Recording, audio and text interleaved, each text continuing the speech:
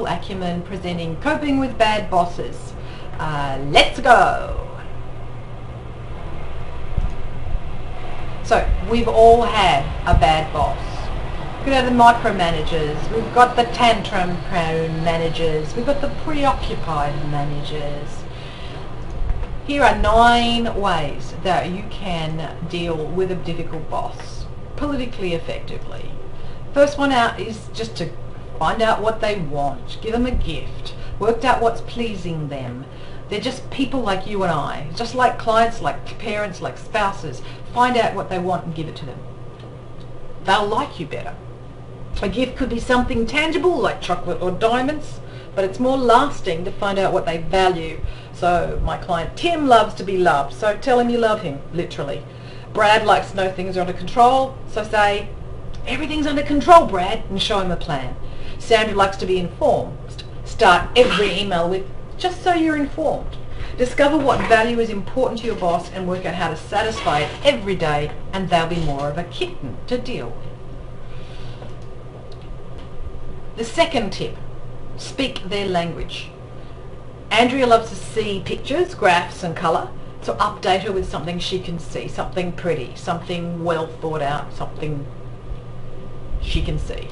Anthony needs to hear good or bad news, so make sure everything you deliver to him is in the most pleasant sounding voice. He'll love it if you give him a handout or a summary and then read it to him. Susan wants to experience your success, so walk her through the good things you do. Let her meet your prospects on the way in. Give her a moment to really get what you're on about. She'll be slower to process, slower to speak, but that doesn't make it any more difficult to deal with if you know what her language is. Your boss has a preferred language. Visual, auditory, kinesthetic are the names for those languages.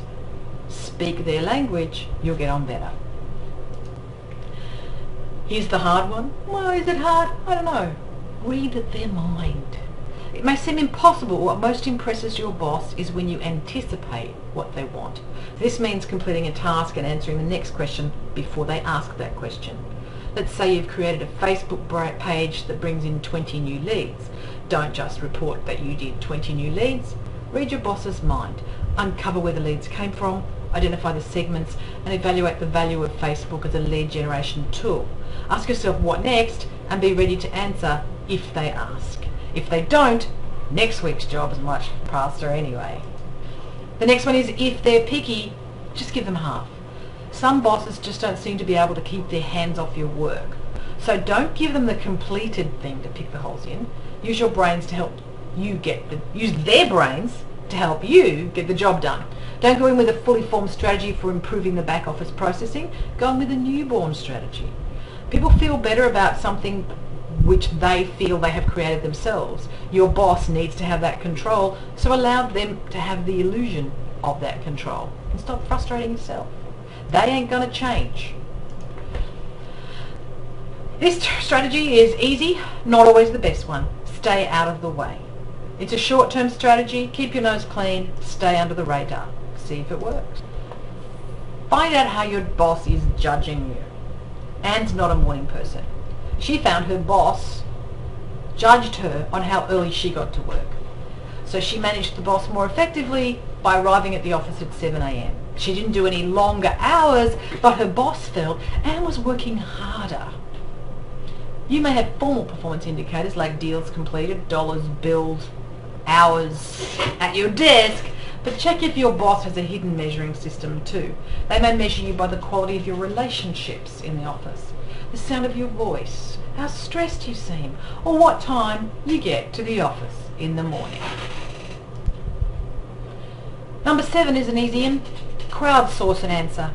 Just don't reinvent the wheel. Other people have worked for this guy before. Some of them have succeeded. Take them for a drink. Ask for tips. See what happens. Number 8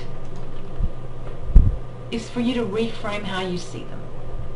So Rosie pictures her difficult boss as a 4-year-old in nappies. She can't help but smile. When he does his tantrums, she thinks of him as a tiny baby, just unable to control himself.